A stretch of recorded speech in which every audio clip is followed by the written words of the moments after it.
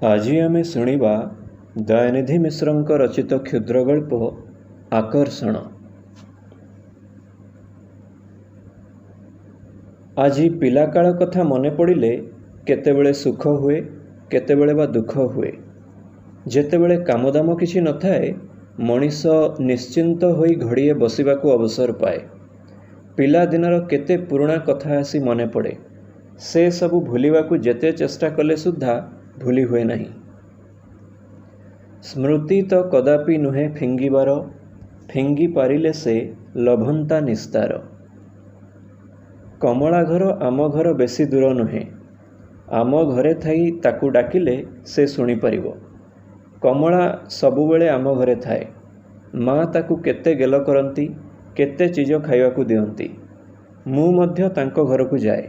ସେଠାରେ ଖାଏ, ପିଏ, କେତେ ହସ କୌତୁକ କରେ। କମଳାର ମା ମୋତେ କେତେ ଆଦର କରନ୍ତି। ସେ ଯେତେବେଳେ ମୋତେ ବାବା ବୋଲି ଡାକନ୍ତି, କମଳା ମୁରୁକି ମୁରୁକି ହସି କେତେ ଖୁସି ହୁଏ। ସେ ମୋତେ ଏତେ ଭଲ ପାଏ। କମଳା ଆଉ ମୁଁ ଏକା ସାଙ୍ଗରେ ଖେଳୁ, ଦାଣ୍ଡ ଦୁଆରେ ବସି କେତେ ବାଲିଘର ଗଢ଼ୁ। ସେତେବେଳେ ମନ ସବୁବେଳେ ପ୍ରଫୁଲ୍ଲ, ଖେଳିବା ପାଇଁ ଭାରି ଆଗ୍ରହ। ବିଧାତାଙ୍କ 24 ଘଣ୍ଟିଆ ଦିନ ମନକୁ ଆସେ ନାହିଁ। ଓଃ, ବିଧାତାଙ୍କ ଦିନ ଗୁଡ଼ାକ ଏତେ ଲମ୍ବା, କେତେବେଳେ ସରେ ନାହିଁ। ସେଥିପାଇଁ ଆମ ମନକୁ ଆମେ ସାନ ସାନ ଦିନ ସୃଷ୍ଟି କରୁ। ସୂର୍ଯ୍ୟଙ୍କ ଉଦୟ ଅସ୍ତ ସଙ୍ଗେ ଆମ ଦିନର କୌଣସି ସମ୍ବନ୍ଧ ନଥାଏ। ସୂର୍ଯ୍ୟ ଆକାଶରେ ଥିଲେ ମଧ୍ୟ ଆମ ଦିନ ରାତି ହୁଏ। ବାଲିଘର ବନାଇ ଖେଳିଲା ବେଳେ ଆମେ ଦିନକ ମଧ୍ୟରେ କେତେ ଦିନ ରାତି କଟାଉ। ଆଉ ସେ କଥା କାହିଁ? ସେ ସ୍ୱପ୍ନମୟ ରାଜ୍ୟ ଖୋଜିଲେ ଆଉ କାହୁଁ ମିଳିବ?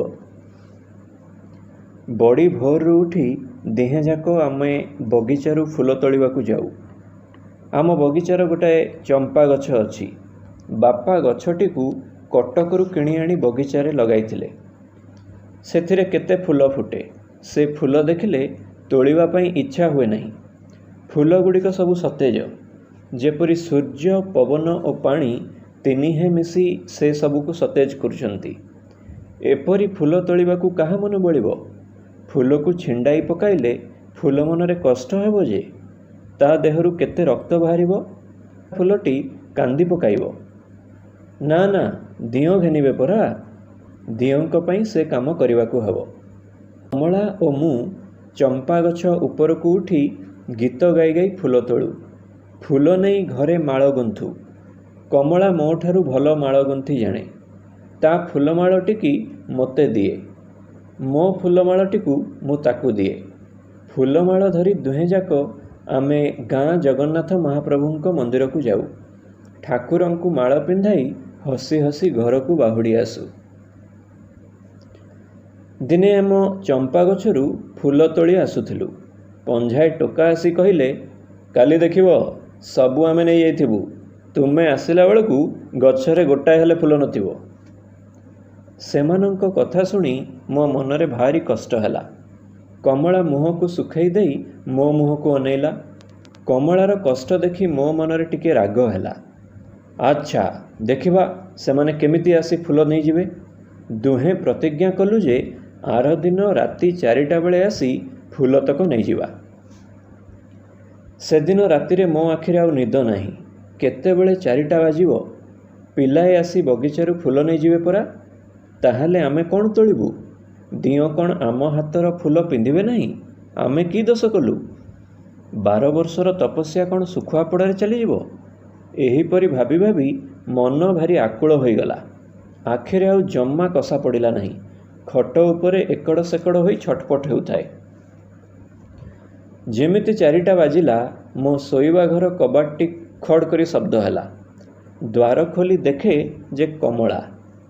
ତାକୁ ସେପରି ଭାବରେ ରାତିରେ ଆସିବାର ଦେଖି ମୁଁ ଆଶ୍ଚର୍ଯ୍ୟ ହୋଇଗଲି। ତେବେ କ'ଣ କମଳା ମଧ୍ୟ ମୋ ପରି ରାତିଯାକ ଶୋଇନାହିଁ? ଫୁଲ ତୋଳିବା ପାଇଁ ତାର ଏତେ ଆଗ୍ରହ? ମୁଁ ତାକୁ କିଛି ନ କହି ଚାଦର ଖଣ୍ଡି ଘୋଡ଼େଇ ହୋଇ ତା ସାଙ୍ଗରେ ବଗିଚାକୁ ଗଲି। ସେତେବେଳକୁ ଆକାଶରେ ଚନ୍ଦ୍ର ଥିଲେ। ତାରାଗୁଡ଼ିକ ହୀରା ଫୁଲ ଫୁଟିଲା ପରି ଆକାଶରେ ଝୁଳୁଝୁଳୁ ଦିଶୁଥାନ୍ତି। ପାହାନ୍ତିଆ ପବନ ଫୁଲରେଣୁ ଉଡ଼ାଇ ବଗିଚାଯାକ ମହକାଇ ସୁଲୁସୁଲୁ ବହୁଥିଲା। ଚମ୍ପା ଫୁଲଗୁଡ଼ିକ ବୃନ୍ଦାସନରେ ବସି ପବନ ଦୋଳାରେ ଦୋଳୁଥିଲେ। ବଗିଚାର ଚାରିଆଡ଼େ ଚନ୍ଦ୍ରକିରଣ ହସୁଥିଲା। ଫୁଲ ଉପରେ ଚନ୍ଦ୍ରକିରଣ, ପତ୍ର ଉପରେ ଚନ୍ଦ୍ରକିରଣ, ସବୁଠାଇଁ ଚନ୍ଦ୍ରକିରଣ। ଯେଉଁଠି ଚନ୍ଦ୍ରକିରଣ ପଡ଼ୁଥିଲା ନିଜେ ହସି ପରକୁ ହସାଉଥିଲା। ବଗିଚାଟି ଯେପରି ଚନ୍ଦ୍ରର ରାଜ୍ୟ। କିନ୍ତୁ ଏସବୁ ଦେଖିବା ପାଇଁ ଆମର ଆଖି କାହିଁ? ଆମ ମନ ରହିଲା ଫୁଲ ତୋଳିବା ଉପରେ। କାଳେ ଟୋକାଏ ଆସି ଫୁଲ ନେଇଯାଇଥିବେ। ବଗିଚାରେ ପହଞ୍ଚିଲା କ୍ଷଣି ଦୁହେଁଯାକ ମାଙ୍କଡ଼ ପରି ଗଛ ଉପରକୁ ଚଢ଼ିଗଲୁ। କମଳା ଗୋଟିଏ ଜାଗାରେ ବସି ଫୁଲ ତୋଳିଲା, ମୁଁ ଆଉ ଗୋଟିଏ ଜାଗାରେ ବସି ଫୁଲ ତୋଳିବାକୁ ଲାଗିଲି। ମୋ ପାଖର ଫୁଲତକ ତୋଳି ସାରି କମଳା ଯେଉଁ ଡାଳରେ ବସି ଫୁଲ ତୋଳୁଥିଲା ସେଠିକି ଗଲି। ସେଠିକି ଯାଇ ଦେଖିଲି ଯେ ଆଗ ଡାଳର ଫୁଲଗୁଡ଼ାକ କମଳା ତୋଳି ପାରୁନାହିଁ। ମୋତେ ଦେଖି ସେ ଘୁଞ୍ଚିଗଲା ଓ କହିଲା, ତୁମେ ସେଠାକୁ ଯାଆନା, ସରୁ ଡାଳ ଭାଙ୍ଗିଯିବ। ମୁଁ କିନ୍ତୁ ତା କଥା ଶୁଣିଲି ନାହିଁ। ଆଜି ବଗିଚାରେ ଗୋଟାଏ ସୁଦ୍ଧା ଫୁଲ ରଖିବାକୁ ଦେବି ନାହିଁ। ଆଜି ଫୁଲଯାକ ଦିଅଁ ପିନ୍ଧିବେ, ଆଉ କେହି ନେଇପାରିବେ ନାହିଁ। ସେଥିପାଇଁ କମଳା କଥା ନ ଶୁଣି ଡାଳ ଉପରକୁ ଗଲି। ଖୁବ୍ ସାବଧାନ ହୋଇ ଫୁଲ ସବୁ ତୋଳିଲି। ଗୋଟାଏ ଫୁଲ ରହିଗଲା। ଯେତେ ଚେଷ୍ଟା କଲେ ସୁଦ୍ଧା ସେ ଫୁଲଟି ତୋଳି ପାରିଲି ନାହିଁ। ଆଉ ଟିକିଏ ଉପରକୁ ଉଠିଲି। ଯେଉଁ ଡାଳରେ ଫୁଲଟି ଥିଲା ହାତ ଲମ୍ବାଇ ସେ ଡାଳଟି ଧରିଲି। ଡାଳ ଉପରେ ହାତ ଦେଇ ଧୀରେ ଧୀରେ ଫୁଲ ନିକଟକୁ ହାତ ନେବା ପାଇଁ ଚେଷ୍ଟା କଲି। ଫୁଲଟି ଠିକ୍ ଛୁଇଁବାକୁ ଯାଉଛି, ଡାଳଟି ଭାଙ୍ଗିଗଲା।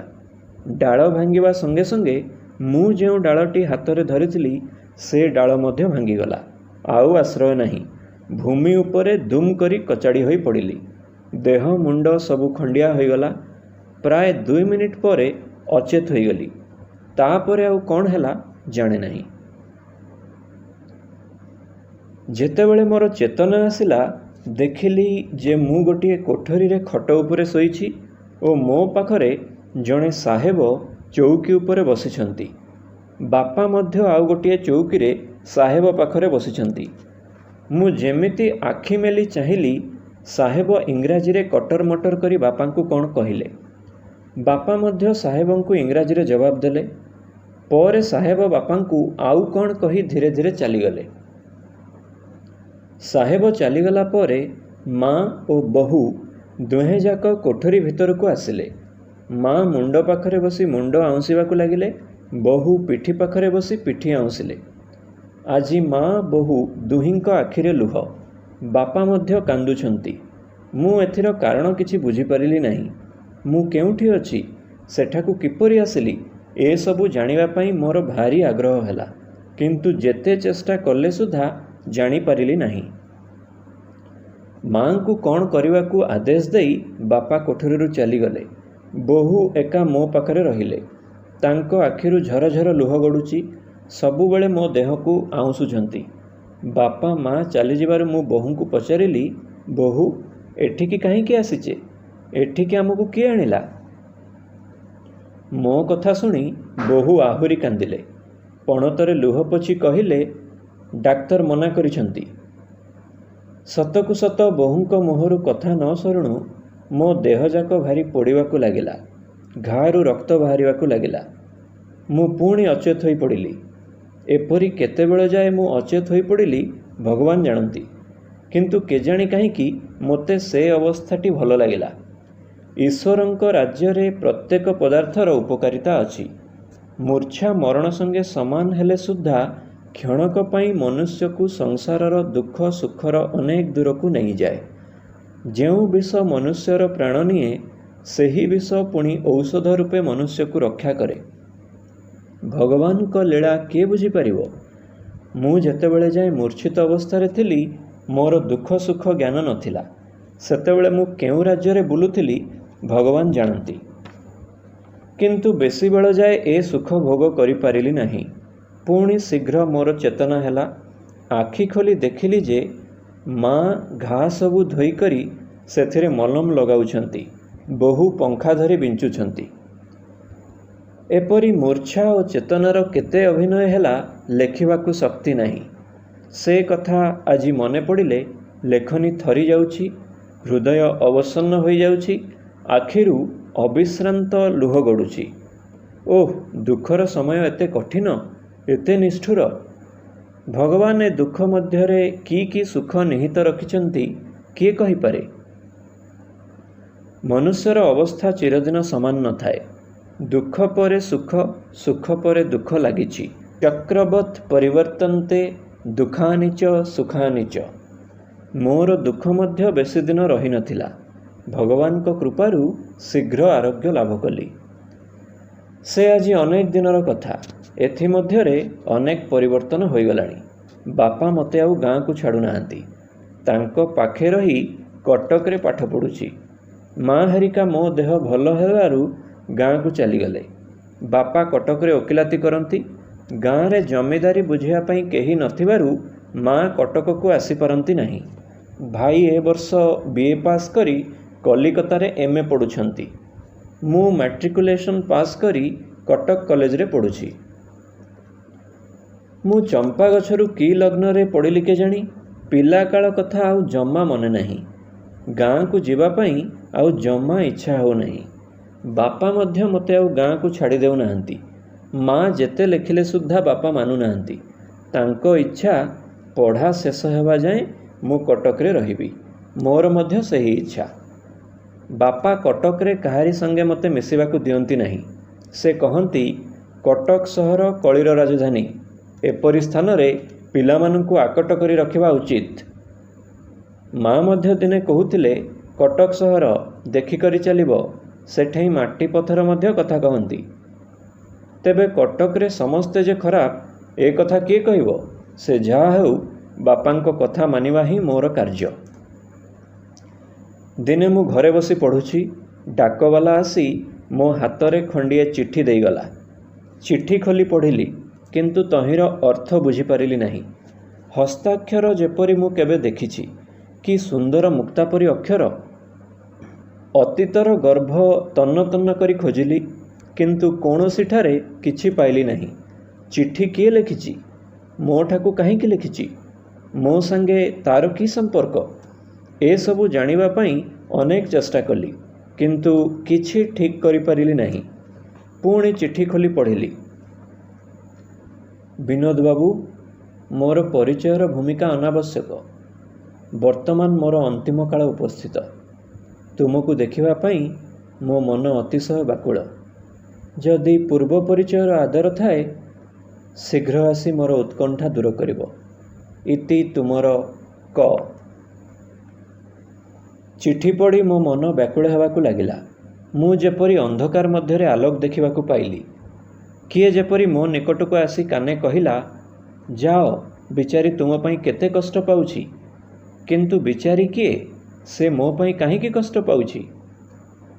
ए केते दिन मो हृदय जंत्रर तार छिंडी जाइथिला। जंत्र लय विशिष्ट करिबा पई केते चेष्टा करिथिली किंतु मोर सकल चेष्टा विफल होइगला। ए चिट्ठी पढ़िला क्षणी छिन्न तारगुड़िक पुणी जोड़ी होइगला। हृदय जंत्र पुणी लय विशिष्ट हेला। केउ अज्ञात राज्यर छवि मोर स्मृतिपटरे अंकित हेला। ए मूर्ति मु अनेक थर देखिछि। ता संगे केते खेलिछि। शयन रे जागरण रे ताहार मूर्ति को ध्यान करी केते सुख पाइछि। छी, मु एते कृतघ्न। आज ए स्नेहमयी मूर्ति मो स्मृतिपटरु लुप्त। मोर देखिबा पई से एते व्याकुल किंतु मु तो ता कथा घड़िए हेले भाबु नहीं। कवि यथार्थ कहिछंती, say no more lady say no more, men were constant never. Kamala, स्नेहमयी कमला, तोर बाल्य सहचर को तू एते भल पाऊ। ता पई तोर एते उत्कंठा किंतु तोर से सुंदर मुख आउ देखि परिबी कि? तू स्वर्गर जीव। तोर चतुर्दिगरे देवता माने। से राज्य को जीवाकू मोर अधिकार अछि कि? आउ भाभी पारिली नहीं। हृदय कमलामय होइगला। ଯେଉଁଠାରେ ଅନାଇଲି ସେହିଠାରେ କମଳା। आकर्षण प्रभावरे भगवान टली जाती। मनुष्य छार केते मात्र। बापांकु न कही से दिन ट्रेन रे गाँ को बाहरी गली। गाँ को गला बेले प्रभात हेबाकू अनेक बाकी अछि। गाँ रे कौनसी ठारे किछि शब्द नहीं। चतुर्दिग निस्तब्ध। किंतु कमला घर निकट को जाई देखे जे कांद बोबाली लागिछि।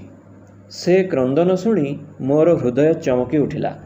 ମୁଁ ଉନ୍ମତ୍ତ ପ୍ରାୟ ହୋଇ ଘର ଭିତରେ ପ୍ରବେଶ କଲି। ଘର ଭିତରକୁ ଯାଇ ଦେଖେ ଅଗଣାରେ ଅନେକ ଲୋକ ଜମା ହୋଇଛନ୍ତି। କମଳାର ପ୍ରଶାନ୍ତ ମୂର୍ତ୍ତି ଗୋଟିଏ ଖଟ ଉପରେ ସ୍ଥାପିତ ହୋଇଛି। ଓଃ, କି ଭୀଷଣ ଦୃଶ୍ୟ! ମୁଁ ଆଉ ରହିପାରିଲି ନାହିଁ। କମଳା ନିକଟକୁ ଯାଇ ତାକୁ ଆଲିଙ୍ଗନ କରି କମ୍ପିତ କଣ୍ଠରେ କହିଲି, କମଳା, କମଳା। ଆଉ କହିପାରିଲି ନାହିଁ। ମୋର ବାକ୍ୟ ରୁଦ୍ଧ ହୋଇଗଲା। ମୋ କଥା ଶୁଣି କମଳାର ଯନ୍ତ୍ରଣା କାତର ଓ ବିଷର୍ଣ୍ଣ ମୁଖରେ ଏକ ଅପୂର୍ବ ଜ୍ୟୋତି ଫୁଟି ଉଠିଲା। ନିମିଳିତ ନେତ୍ରଦ୍ୱୟ ଉନ୍ମିଳିତ ହେଲା, କିନ୍ତୁ ପୁଣି ଘୋର ଅନ୍ଧକାର। କମଳାର ପିଣ୍ଡ ଛାଡ଼ି ପ୍ରାଣ ଚାଲିଗଲା। କମଳାର ପ୍ରାଣହୀନ ଦେହ ନିଶ୍ଚଳ ହେଲା। ମୋର ସକଳ ଆଶା ଭରସା ବିଲୁପ୍ତ ହୋଇଗଲା। ଚତୁର୍ଦିଗ ଅନ୍ଧାର ଦିଶିଲା। କମଳାର ଶୀତଳ ଦେହକୁ କ୍ରୋଡ଼ରେ ରଖି କାନ୍ଦିବାକୁ ଲାଗିଲି। ସେ ଦେହରେ ସ୍ୱର୍ଗୀୟ କାନ୍ତି ଝଲସି ଉଠୁଥିଲା।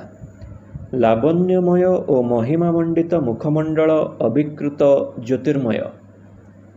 ପ୍ରଭାତର ତରୁଣ ଅରୁଣାଲୋକ କମଳାର ମୃତ୍ୟୁଛାୟାମଣ୍ଡିତ ବଦନମଣ୍ଡଳରେ ଆସି ପଡ଼ିଲା। ସ୍ନିଗ୍ଧ ପ୍ରଭାତ ସମୀର ତାର ନିତମ୍ବ ସ୍ପର୍ଶୀ କେଶଦାମ ସଙ୍ଗେ କ୍ରୀଡ଼ା କରିବାକୁ ଲାଗିଲା। ସ୍ୱର୍ଗର ଜୀବ ସ୍ୱର୍ଗକୁ ଚାଲିଗଲା। କିନ୍ତୁ ଆଜି ଜାଣିଲି ବାପା କାହିଁକି ମୋତେ ଗାଁକୁ ଛାଡ଼ି ଦେଉନଥିଲେ। କିନ୍ତୁ ଆଉ କାହିଁକି? ସବୁ ଶେଷ, ସମାପ୍ତ।